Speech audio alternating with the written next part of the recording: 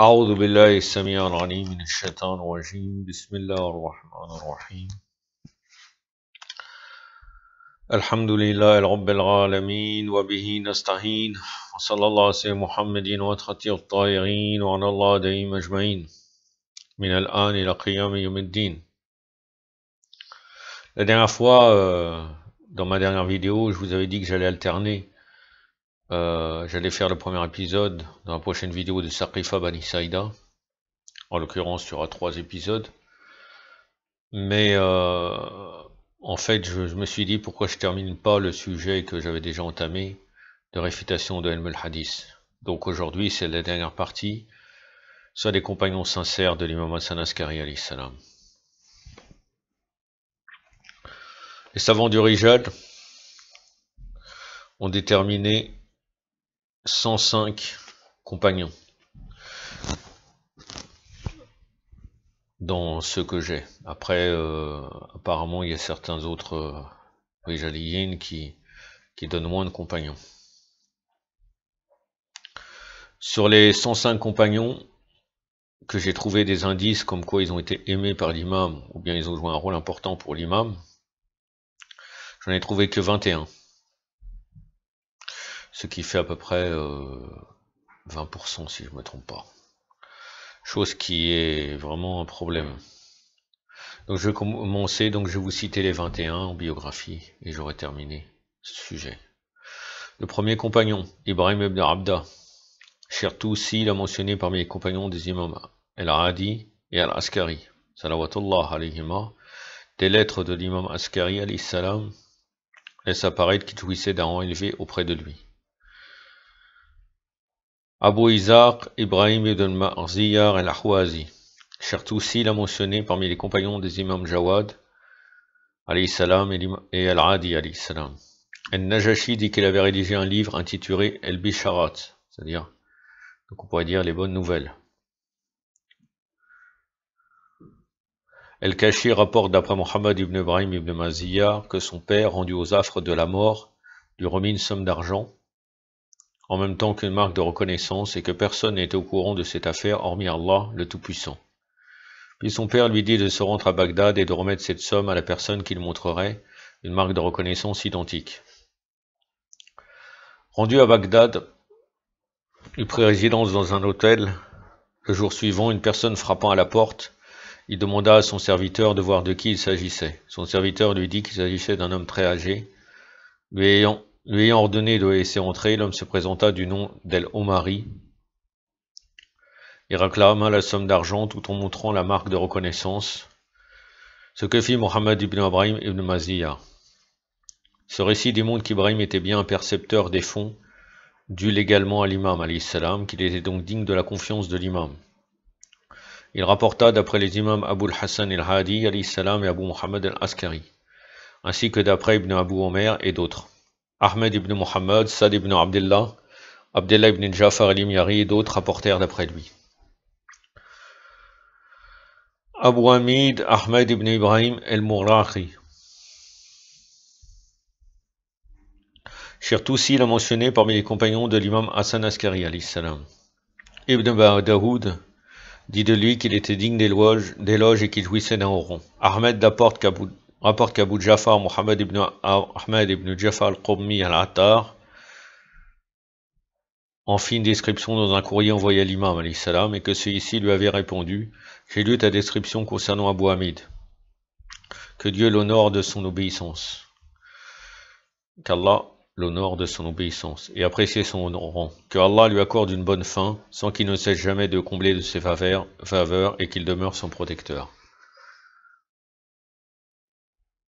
Donc nous voyons là que il est aimé par l'imam. Bien sûr, il est évident que quand l'imam fait un dua, il est accepté vis-à-vis d'Allah.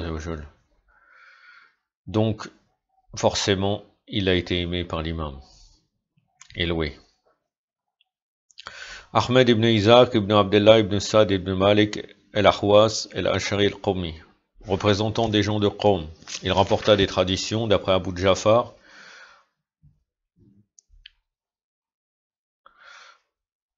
Sani, donc c'est-à-dire Abu Jafar Sani par contre, donc l'imam Jawad alayhi salam. Et d'après Abul Hassan, As-Salisa, le troisième, donc c'est l'imam al-Hadi alayhi salam. Il est dit qu'il est un très proche compagnon de l'imam Abu Muhammad. Donc là, c'est l'imam Hassan Askari alayhi salam, auteur de quelques ouvrages, dont un sous la référence d'Abul Hassan As-Salisa. Donc, l'imam al-Hadi alayhi salam. Chertoussi rapportait qu'il avait rencontré l'imam Mehdi avec d'autres. Mohammed ibn Ahmad ibn Sald al-Qummi fit parvenir un courrier à Ad-Dar. C'est-à-dire Ad-Dar, là on pourrait dire la maison, donc ça c'est l'endroit où l'imam est. Dans lequel il contait l'histoire d'Ahmed ibn Ishaq al-Qummi, de ses compagnons, ajoutant qu'étant désireux d'accomplir le pèlerinage, ils avaient un grand besoin de 1000 dinars, et que si l'imam était d'accord de les lui avancer avec la promesse d'en être remboursé plus tard, il les lui remettrait de sa part. Et l'imam, alayhi salam, ayant répondu favorablement à la requête de Mohammed ibn Ahmad ibn Salt al-Qummi, ajouta qu'il s'agissait d'un cadeau de leur part, donc des Ahlul Bayt, et que ce cadeau serait suivi d'un autre plus tard. Cette marque de bienveillance de l'imam, alayhi salam, à l'égard de Ahmed ibn Ishaq al-Qummi montre la grande estime dont jouissait celui-ci auprès de l'imam. Abdullah ibn Jafar al-Imari déclara qu'avec Shir Abu Amr, rahimullah, ils avaient rencontré Ahmed ibn Ishaq et que celui-ci lui demanda de s'informer auprès d'Abu Amr à propos du successeur, c'est-à-dire à propos de l'imam Mehdi. En conséquence, il lui demanda: ô Abu Amr, je désire te questionner à propos d'un sujet sur lequel je n'ai aucun doute. Abu Amr répondit: pose ta question sur le sujet de ton choix. J'ai répondu: as-tu rencontré le successeur qui viendra après Muhammad? Il répondit: par Allah, oui. Isaac ibn Ismaël al-Nishapuri, digne de confiance, Chertoussi l'a mentionné parmi les compagnons de l'imam Hassan Askari alayhi salam. Dans une de ses lettres, l'imam implora Allah en sa faveur. Donc encore un indice qu'il était aimé par l'imam. Jabir ibn Suhayl al-Saykal, représentant des imams Abul Hassan al-Hadi alayhi salam, Abu Muhammad al-Askari alayhi salam et l'imam Mehdi al-Farja.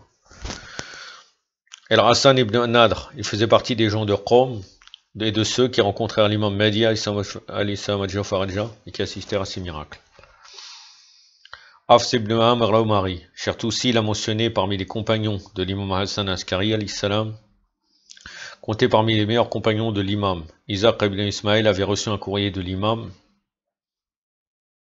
Abu Muhammad, dans lequel l'imam lui disait: ne quitte pas la région sans avoir rencontré l'Omari. Que Allah soit satisfait de lui, rahimullah, en raison de la satisfaction qu'il m'a apportée. Transmets-lui un salut chaleureux, sois familier avec lui, et rends-le familier avec toi, car il est droit, loyal, vertueux et très proche de nous. Les Ahlul Bayt, alayhim salam. Toute chose en provenance d'une région qui doit nous parvenir passe d'abord par lui, avant qu'elle nous soit remise, car Allah soit loué d'une louange infinie. Donc il était quelqu'un de très important, puisque pour chaque chose qui provient d'une région, elle passait dans les mains de Hafs ibn Amr al-Umari. Donc il était vraiment digne de confiance par rapport à l'imam. Daoud ibn Qasim, descendant du célèbre et glorieux martyr Jafar ibn Abu Talib al-Tayyar. Il était le fils d'Al-Qasim ibn Isaac ibn Abdullah ibn Jafar, connu sous le nom d'Abu Hachem et Jafari. Il était compté parmi les musulmans de renom et les célèbres savants en religion. Sincère et loyal partisan des Ahlul Bayt alayhim salam et des imams immaculés, il rencontra les imams Ali al-Rida alayhi salam, al-Jawad, Ali al-Radi et Abu Muhammad al-Hassan al-Askari alayhim salam ajma'in, pour lequel il consacra tous ses efforts à les servir, à leur être agréable et obéissant. Il composa de mémorables poésies qui en faisaient l'éloge. Jouissant d'une grande estime auprès d'eux, l'imam al-Hadi alayhi salam lui dit: ô Abu Hachem, de quel bienfait supplémentaire voudrais-tu que Allah te comble? Allah t'a comblé de la foi, il protégera ton corps du feu de l'enfer. T'as comblé de la rectitude qui t'assiste dans l'obéissance, t'as comblé de la satisfaction qui t'écarte de l'ingratitude. À vrai dire, il était aimé de tous, petits et grands, et tous lui reconnaissaient son fervent attachement au service d'Allah, au droit, devoir et pratique de sa religion. Aucun talibite, c'est-à-dire descendant d'Abu Talib, ne l'égalait à son époque. Il ne craignait aucun dirigeant, ni se retenait de dire la vérité, rien que la vérité en toutes circonstances, favorables ou défavorables. Il décéda en l'an 261 de l'Hijra.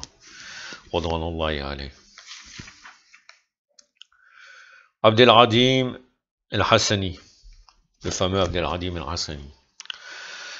De la pure descendance de l'imam al-Hassan fils aîné de Fatima Zahra et de l'imam Ali, petit-fils du messager d'Allah sallallahu alayhi wa alayhi, son père était Abdullah ibn Ali ibn al-Hassan ibn Ziyad ibn imam al-Hassan alayhi salam.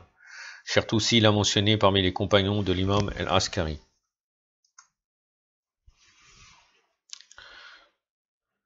De son côté, al-Najassi rapporta qu'Ahmed ibn Muhammad ibn Khaliq al-Barqi déclara qu'Abdelradim arriva à Rey alors qu'il était pourchassé par le régime, qu'il vécut à Sikat, el-Mawali, dans une cave appartenant à un partisan, qu'il adora Allah jeûnant le jour et passant la nuit en prière et invocation. Il en sortit, méconnaissable sous un déguisement pour se rendre en visite de recueillement spirituel à une tombe. Il disait que cette tombe était celle de l'un des fils de l'imam Moussa ibn Jafar alayhi salam. Il vécut dans cette cave et la nouvelle se répandit de partisan en partisan et tous finirent par le connaître. Un jour, l'un de ses partisans vit en songe le messager d'Allah, sallallahu alayhi wa alayhi, qui lui disait: un homme de ma descendance sera transporté de Siqat al-Mawali et enterré près d'un pommier situé dans le jardin d'Abdel Jabbar ibn Abdel Wahhab, et il lui indiqua l'endroit. Ensuite, ce partisan acheta à leur propriétaire le pommier et l'endroit où il était planté. Le propriétaire lui ayant demandé la raison de son achat, le partisan le mit au courant de son rêve. Surpris, le propriétaire déclara avoir fait un rêve semblable. Il vendit alors l'arbre et l'endroit où il avait été planté, ainsi le partisan y fut enterré. Puis Abdelradim el-Hassani fut atteint de maladies incurables, il en mourut. Rahimallah. Alors que les ablutions du défunt allaient être accomplies sur son corps, il fut trouvé dans l'une de ses poches un document sur lequel était mentionné sa noble origine, remontant jusqu'au messager d'Allah sallallahu alayhi wa alayhi. Cette personnalité de renom était un éminent juriste, tel le laisse entendre le récit d'Abu Ahmad el-Razi. Abu Ahmad el-Razi ayant déclaré, m'étant rendu à Samarra, chez Ali ibn Muhammad, donc là chez l'imam el-Radi alayhi salam, pour lui poser quelques questions concernant le licite et l'illicite, auxquelles il donna la juste réponse. Au moment de quitter, il me dit: ô Ahmad, en cas de doute sur quoi que ce soit en ta religion, interroge Abdelradim ibn Abdellah al-Hassani et transmets-lui mon salam. Vous voyez, ce qui est très étonnant, c'est que Abu Ahmed al-Razi, il faut faire très attention. Ça ne veut pas dire encore une fois qu'Abu Ahmed al-Razi est condamné. Mais regardez, il pose des questions à l'imam infaillible sur le licite et l'illicite. Il arrive à dire, auquel il donna la juste réponse. C'est pas à lui de dire, c'est pas à lui de dire la bonne, de dire qu'il donne la juste réponse. L'imam, il a toujours la juste réponse. Qu'est-ce que c'est? Inch'Allah qu'on ne soit pas dans l'inattention, Inch'Allah. Abdullah ibn Amdouay al-Bayhaqi, Chertoussi l'a mentionné parmi les compagnons de l'imam Hassan Askari alayhi salam. Compté parmi les partisans véridiques, l'imam rédigeait un courrier dans lequel il implorait Allah de lui faire miséricorde. Abu Amr, Osman ibn Wa'id el-Omari el-Zayyad, surnommé As-Sammam, il était compté parmi les personnes à la fois pures et d'un fervent attachement au service d'Allah, au droit, devoir et pratique de sa religion. Les imams de son époque le tenaient en grande estime et ne cessaient d'en faire l'éloge. Ahmed ibn Isaac ibn Sad al-Qawmi déclara s'être rendu chez Abu al-Hassan Ali ibn Muhammad, c'est-à-dire chez l'imam al-Radi alayhi salam, pour lui dire: ô mon maître, n'étant pas toujours présent ici, nous pouvons venir te voir à chaque instant, à quel dire et ordre de vous nous référer et les suivre. L'imam répondit à ceux d'Abu Amr, le digne de confiance, le croyant: tout ce qu'il vous dira viendra de moi, tout ce qu'il vous enseignera vous le sera donné en mon nom. Lorsqu'Abu al-Hassan alayhi salam décéda, je me suis référé à son fils Abu Muhammad Al-Hassan al-Askari alayhi salam, auquel j'ai posé la même question posée autrefois à son père. Il me répondit à ceux d'Abu Amr, le digne de confiance, le croyant, il a été le digne de confiance des précédents, il est resté mon digne de confiance, que je sois en vie ou mort. Tout ce qu'il vous dira viendra de moi, tout ce qu'il vous enseignera vous sera donné en mon nom. Donc ce qu'il est en train de dire, l'imam, c'est que ce Abu Amr, même au moment du décès de l'imam, il sait pertinemment où se trouve le bon chemin. C'est-à-dire trouver, puisque la grande problématique à l'époque des imams, c'était trouver le prochain, le successeur. C'est pour ça que l'imam, des fois, indiquait à des gens proches, il dit, regarde, c'est lui qu'il faudra suivre après moi. Et là, l'imam, par sa science de préscience, il sait à l'avance qu'Abu Amr, bien sûr, il sera toujours dirigé. Même si lui décède, il trouvera l'imam. Il n'y a aucun doute là-dessus. Ou bien l'imam lui indiquera. Donc vraiment, il est quelqu'un de loué. Ahmed ibn Isaac déclara également avoir demandé à Abul Hassan, alayhi salam, à qui devrais-je traiter, de qui devrais-je prendre les règles de la religion, de qui pourrais-je accepter les dire. Il me répondit, d'El Omari, mon digne de confiance, tout ce qu'il t'enseignera te sera donné en mon nom, tout ce qu'il te dira te sera dit en mon nom, tu devras l'écouter et le suivre, car il est véridique et digne de foi. Il assuma cette fonction à Samarra durant une 50aine d'années. Les partisans de l'imama lui soumettaient leurs questions et soit il pouvait y répondre, soit il les transmettait à l'imam, alayhi salam. Les historiens avancent qu'il avait creusé de ses mains sa tombe, à laquelle il rendait visite chaque jour pour y réciter des passages du Saint-Coran. Il décéda soit en l'an 304, soit en l'an 305 de l'Hégire. Il avait prédit le jour de son décès, son tombeau est à Bagdad et connu de ses habitants sous le nom d'El-Shir el-Khilafi.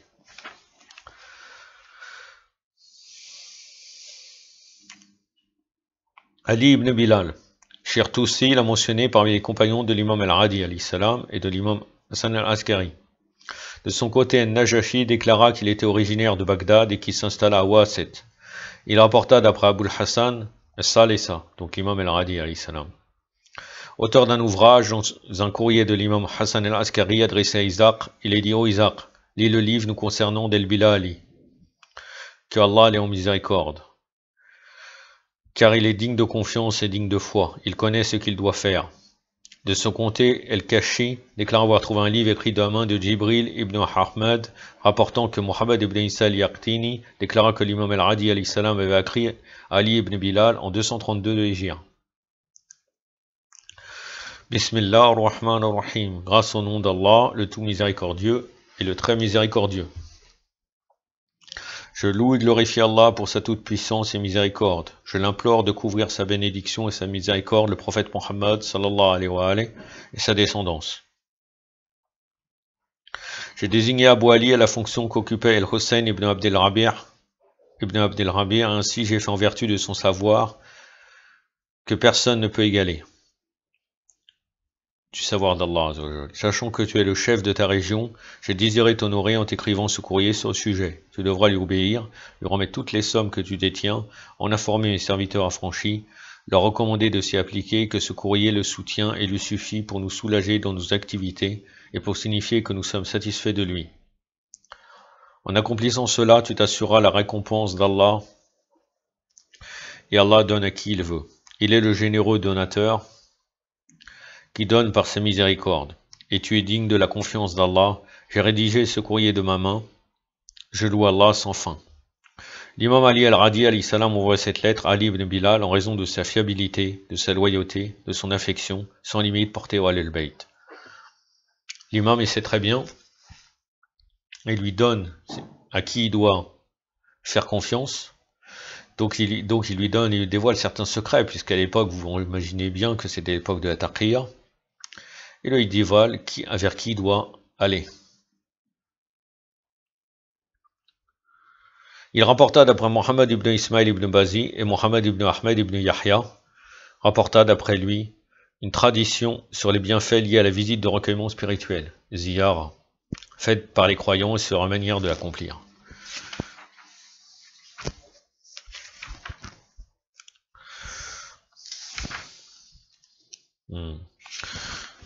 Ouais. Je pense que je termine dans une quinzaine de minutes, Inch'Allah. Ali ibn Jafar el-Omani el-Bamarki. El-Barqi l'a mentionné par les compagnons de l'imam Ali al-Radi, Ali salam, et de l'imam Hassan Askari, Ali salam. Shirtoussi déclara qu'il était une personne de bien, de bienveillance parmi les représentants d'Abu al-Hassan As-Salisa, le troisième, l'imam al-Radi, Ali salam, et d'Abu Muhammad, donc l'imam Hassan Askari, Ali salam. De son côté, Ahmed ibn Ali al-Razi rapporta qu'Ali ibn al-Mukhallad al-Ayadi déclara qu'Abu Jafar al-Omari lui avait dit que lorsqu'Abu Tahir Ibn Bilal s'était présenté au pèlerinage pour l'accomplir, il constata qu'Ali ibn Jafar faisait de grandes dépenses. Puis lorsqu'il fut de retour, il écrivit à Abu Muhammad, à l'imam Hassan Askari, à ce propos. Et l'imam lui répondit, nous avions ordonné qu'il lui soit remis 100 000 dinars, puis 100 000 autres. Ayant refusé de les recevoir, nous avions mis à disposition des gens. Il se présenta alors devant Abu al-Hassan, qui ordonna qu'il lui soit remis 30 000 dinars pour les distribuer aux gens. El-Kashi rapporte que Yusuf ibn Satr dit Ali ibn Jafar, un délégué de l'imam Wali d'Allah, Ali al-Radi alayhi salam, fut trahi puis livré à Mutawakkil, qui le jette en prison, et après y être demeuré un longtemps, ne pouvant plus supporter son affermement, demanda à un agent du gouvernement abbasside d'intercéder en sa faveur pour obtenir sa libération, moyennant un versement de 30 000 dinars. L'agent en question s'en alla trouver Ubaydullah, qui jouissait d'un haut rang auprès d'El Mutawakkil. L'arnatullah alayhi, Mutawakkil le shaitan. Puisque les Abbassides, quand ils disent Mutawakkil, il veut dire Mutawakkil lillah, nous on dit Mutawakkil shaitan. C'est-à-dire lui, il se confie à shaitan. Pour lui demander d'intercéder auprès de ce dernier en faveur de la libération d'Ali ibn Jafar. Ubaydullah répondit favorablement à la requête de l'agent et demanda à Mutawakkil de libérer Ali ibn Jafar. Ce que Mutawakkil refusa de faire en disant à Ubaydullah, si je joutais de toi, j'aurais dit que tu étais un Rafidi. Car il s'agit d'un délégué d'Abu al-Hassan al-Hadi. Vous voyez, Rafidi existe déjà à l'époque, que j'ai condamné à mort. Ubaydullah regretta son intercession et dit à son ami agent qu'Al-Mutawakkil était déterminé à faire mourir Ali ibn Jafar. Il n'y avait aucune chance de parvenir à sa libération. Le désarroi d'Ali ibn Jafar fut immense. Il décida d'écrire à l'imam Ali al-Radi en ces termes. S'il te plaît, ô mon maître, entreprends quelque chose en ma faveur, car je crains de perdre ma foi. L'imam Ali al-Radi alayhi salam lui répondit, attendu la situation critique dans laquelle tu te trouves, j'implorais Allah en ta faveur. Puis el-Mutawakkil tomba sérieusement malade. Sa fièvre ne cessait d'augmenter. Il ordonna soudainement de libérer tous les prisonniers, particulièrement Ali ibn Jafar, dont il confia la libération aux mains d'Ubaydullah, à qui il demanda d'obtenir le pardon d'Ali ibn Jafar pour tout ce qui lui avait fait souffrir. Ali fut libéré et s'installa à Mecque comme lui avait ordonné l'imam al-Radi alayhi salam. Encore une fois, les compagnons, ils sont loués des imams, mais il y a des différences. Il y a des compagnons, comme même n'importe quelle chose, qui soit en prison, qui soit torturé ou autre, ils ne perdent jamais leur foi. Là, il a dit à l'imam al-Radi alayhi salam, qui risque de perdre sa foi. Donc l'imam al-Radi alayhi salam, comme il aimait son compagnon, il a fait dua, et après il a été libéré. Mais il y a d'autres que leur foi ne bouge pas du tout. El-Kashi rapporte aussi dans la biographie de Faris ibn Adem al-Qazwini qu'une dispute s'était enlevée entre Ali ibn Jafar et ce Faris. Ibrahim ibn Muhammad écrivait à l'imam al-Radi alayhi salam pour l'entretenir de cette dispute et lui demander lequel des deux il devait suivre. L'imam alayhi salam lui répondit, il n'y a pas lieu de poser une question concernant une telle personnalité, ni d'en douter, car le rang d'Ali ibn Jafar est tellement haut près de nous qu'il n'est pas permis de le comparer à quelqu'un d'autre. Que Allah soit satisfait de lui. Rends-toi auprès d'Ali ibn Jafar pour régler tous tes problèmes. Méfie-toi de Faris et ne l'autorise pas à intervenir dans tes affaires. Applique-toi à ceci et demande aux gens de ta région d'en faire autant. J'ai été informé qu'il trahissait les gens. Plaise à Allah que tu ne lui fasses jamais confiance. Ce courrier de l'imam alayhi salam laisse apparaître le très haut degré de confiance qu'il plaçait en ce compagnon. Au point il le désigna comme référence à suivre pour ses partisans. J'ai une petite parenthèse à dire. Très fréquemment on dit on est loin des compagnons. Mais même en lisant bien leur biographie, on voit certains qui avaient des manques. On a tous des manques. Bien sûr, on ne sait pas si on serait compagnon de l'imam al-Hujja ou des imams. Mais il y avait différents niveaux. Et les imams étaient miséricordieux vis-à-vis des partisans sincères. Donc, Inch'Allah, si on est sincère, on ne devrait pas toujours douter. Parce qu'on voit qu'il y a différents degrés. Bien sûr, il y a des compagnons vraiment exceptionnels, que là c'est sûr qu'on est très très loin. Il y a d'autres compagnons qui ont été aimés par les imams, qui avaient leurs faiblesses. Inch'Allah que nous faisons partie des partisans de l'imam, Inch'Allah. El-Fadl ibn Shardan, Shirtoussi l'a mentionné parmi les compagnons de l'imam Ali al-Radi et de l'imam Hassan al-Askari. Tête de file des savants célèbres de son époque. Il écrivit plus de 180 ouvrages, notamment sur la jurisprudence, le tafsir, la théologie et autres disciplines. Certains de ces ouvrages furent admirés par l'imam Abu Muhammad, donc par l'imam Hassan al-Askari alayhi salam. À propos de l'un d'entre eux, l'imam déclara qu'il était vérité pure et qu'il fallait le suivre. À propos d'un autre que l'imam avait lu, il avoua admirer les gens du Khurasan pour avoir parmi eux une telle personnalité. L'imam Hassan al-Askari le loua et implora Allah de lui faire miséricorde. Il est un fervent défenseur et pratiquant des grands principes des imams issus des Ahl al-Bayt alayhim salam. Certains de ces livres furent cités par Shirtoussi, Al-Najashi, Ibn Nadim et d'autres. Je pourrais faire une parenthèse sur comment l'imam lit, mais bon, chacun comprendra. Tout en sachant que il y a certaines personnes qui travaillent dans le milieu littéraire, ils peuvent lire un livre en une journée. Ils prennent les mots-clés, ils arrivent à capter les idées principales en lisant quelques passages. Même les présentateurs journalistiques dans la littérature, ils sont amenés des fois, chaque jour, ils doivent tout le temps lire des livres, parce qu'après ils vont poser des questions à leurs invités. Et ils lisent, puisque à chaque fois ils prennent des passages, ils ne prennent pas des résumés, sauf peut-être s'ils ont des collaborateurs. Et même ces collaborateurs-là, vous ne pensez pas qu'ils lisent mot à mot. Ils ont des méthodes. Donc réfléchissez comment l'imam peut lire. Et après, malheureusement, il y a certains ignorants chiens, même dans les savants ignorants, en vérité de Chaline, qui vont dire nous, on fait de l'exagération. Faqat al-ishara. Je ne fais uniquement une ishara, une allusion, c'est tout. Pas plus que ça. Chacun comprendra comment l'imam lit. Il réfléchira. Muhammad ibn Ahmad ibn Jafar al-Qummi al-Hattar. Donc là on comprend qu'il est un parfumeur. Shirtoussi l'a mentionné parmi les compagnons de l'imam Hassan al-Askari alayhi salam, ajoutant qu'il était un représentant de l'imam. Il rencontra l'imam Abu al-Hassan al-Radi alayhi salam.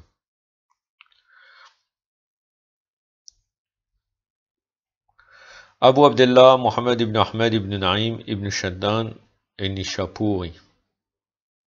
Shirtoussi l'a mentionné parmi les compagnons de l'imam Hassan al-Askari alayhi salam. De son côté, Es-Sadouk rapporta que Muhammad ibn Ahmad ibn Shardan déclara: une somme d'argent m'arriva pour Al-Qaim. Allahumma salli ala Muhammad. Dont le montant était de 480 dirhams. Honteux d'envoyer à l'imam une telle somme, je la rendis à 500 dirhams, en y ajoutant 20 dirhams de ma fortune. Après envoyer cette somme à Muhammad ibn Jafar, sans avoir spécifié mes 20 dirhams, le reçu m'arriva par celui-ci de la part de l'imam, sur lesquels il était mentionné. 500 dirhams ont été encaissés, 20 d'entre eux étaient de ta part. L'imam al-Qaim dit de lui: quand Muhammad ibn Ahmad ibn Naïm ibn Shardan, il fait partie de nos partisans, à nous, les Ahl-al-Bayt. Allahumma salli ala Muhammad.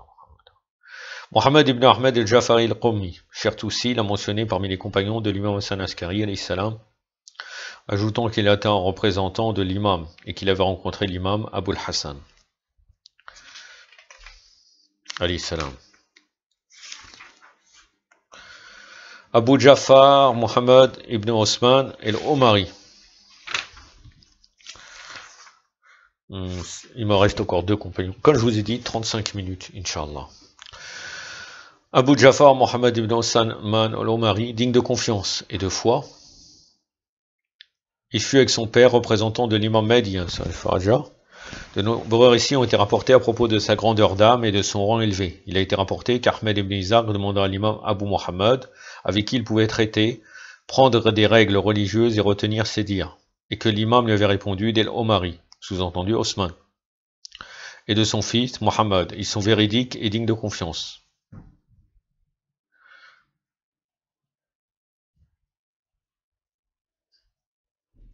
Tout ce qu'ils te diront te sera dit en mon nom.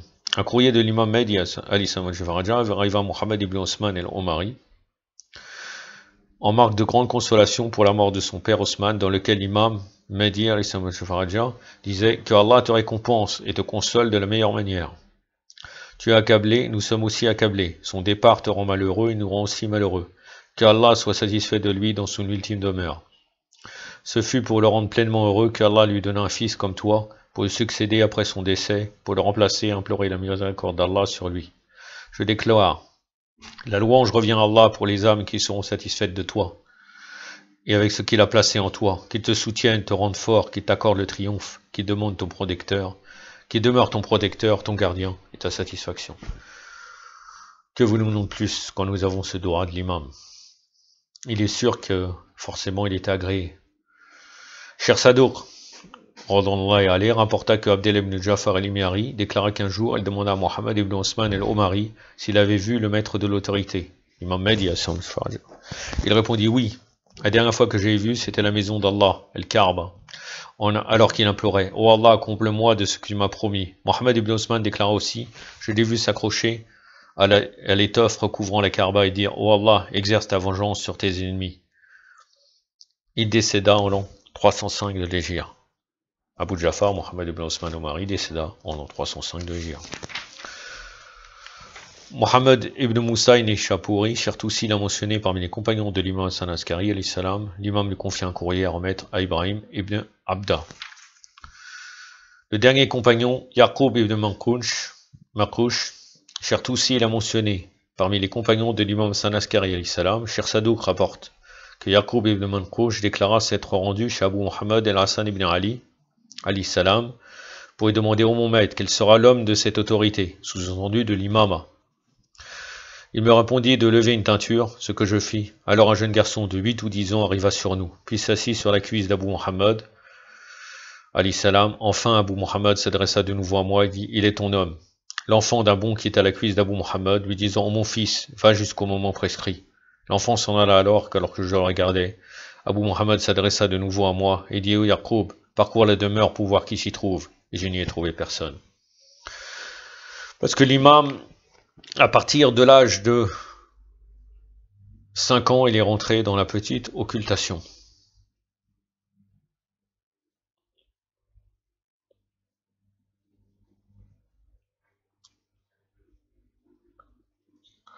Malgré que là, l'imam Hassan Askari, apparemment, il n'était pas encore décédé. Donc je dirais qu'il y a une petite problématique dans ce récit. Puisque normalement l'imam, bon apparemment il était peut-être déjà occulté, je n'ai pas vraiment compris, puisque normalement l'imam, il est apparu pour diriger la prière sur l'imam Hassan Askari, et après il est rentré dans une petite occultation. Et là il y a eu la période des 4 ambassadeurs, comme vous savez déjà, jusqu'à qu'au dernier ambassadeur, ou après l'imam est rentré dans la grande occultation. Donc là, je vois une légère confusion, mais peut-être il y a une erreur dans la date, dans l'âge de l'imam, etc. يكتفي بهذا القدر وصلى الله على سيدنا محمد وعلى آله الطاهرين والسلام عليكم ورحمة الله.